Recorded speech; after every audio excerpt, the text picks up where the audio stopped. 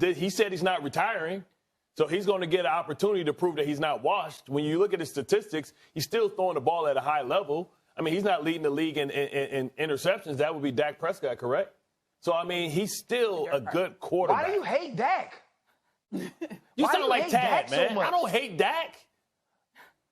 I don't sound. You hate him. Last week you said the man couldn't run. The man had to go out and run for first downs against the Philadelphia Eagles. You never came back and said, "Oh, I might be wrong. He can at least run a little bit. He can at least get first down." Second day. It's my second day on TV. I apologize, Dak. You can run.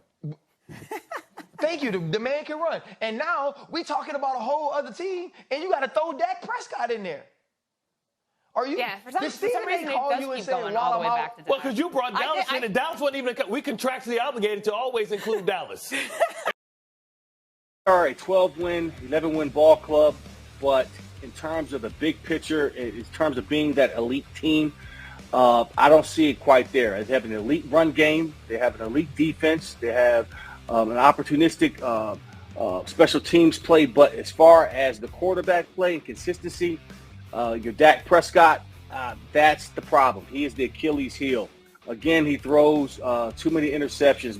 For my liking, at this point in the season, right now, your offense should be humming. It should be built around confidence. It should be rolling, not making a lot of mistakes. But you know what I see out of Dak Prescott is a lot of forced throws, misreads and coverage. There was on the interception tonight. One of his interceptions, he should have had hit a check down to the running back in the flat with Ezekiel Elliott, but he elected to throw it. Man.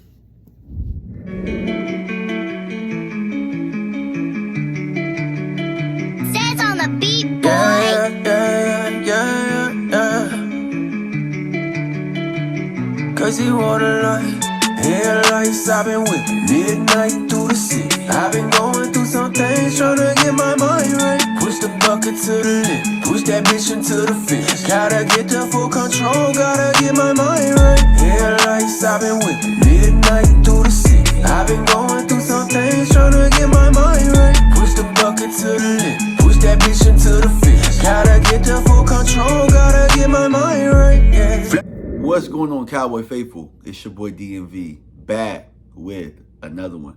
We here to discuss these hot takes that these ex-NFL players, this popular hot take, microwave bullshit that these analysts, these ex-NFL players are doing at this point. And you know what? At some point this week, I'm going to have Anthony Dorsett Jr.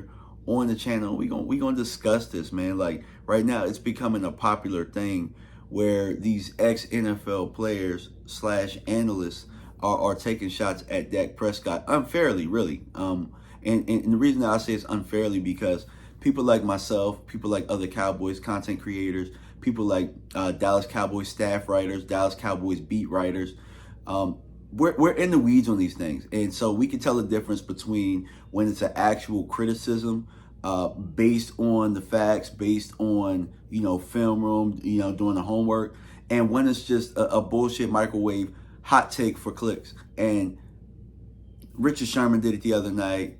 Bart Scott, a.k.a. Fake Joey Porter, does it all the time. And then Eddie George, Eddie George is now doing it. And it's just like, bro, like, I had to cut that video short because I couldn't hear it anymore. Saying the offense isn't humming. Bro, 27 points on a bad night.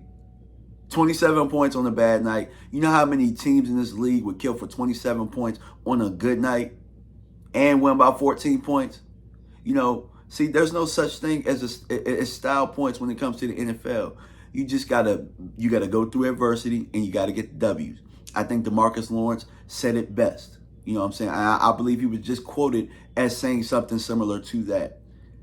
At the end of the day, it's about executing when you need to execute and getting the W's. And I think that this team is learning that. Sometimes in games like this, sometimes in games like the Houston game, sometimes in games like the Philadelphia game, you build character through these moments because you need to know that when shit hits the fan, when things aren't going your way in the playoff game, that you can win it. I just finished watching the 2007 playoff game between the Dallas Cowboys and the New York Giants, and guess what? The New York Giants when they beat us, they were battle tested at that point. They had lost a whole bunch. They had lost some close games to some really good teams that year. They had battled us twice. The last week of the year, they had battled New England and lost that. And they used that as momentum. You look last year, the San Francisco 49ers did something very similar. But then again, when I think about it, man, a lot of these guys, they talk bad about Jimmy G, and then, you know, he goes out and wins a playoff game, and then they all of a sudden change their tone. So, I mean, at the end of the day, keep the hot takes coming, because you're just going to be wrong, and you're going to have to flip things around. But I appreciate you guys for tuning in. Happy New Year, on the way to 10K. Peace.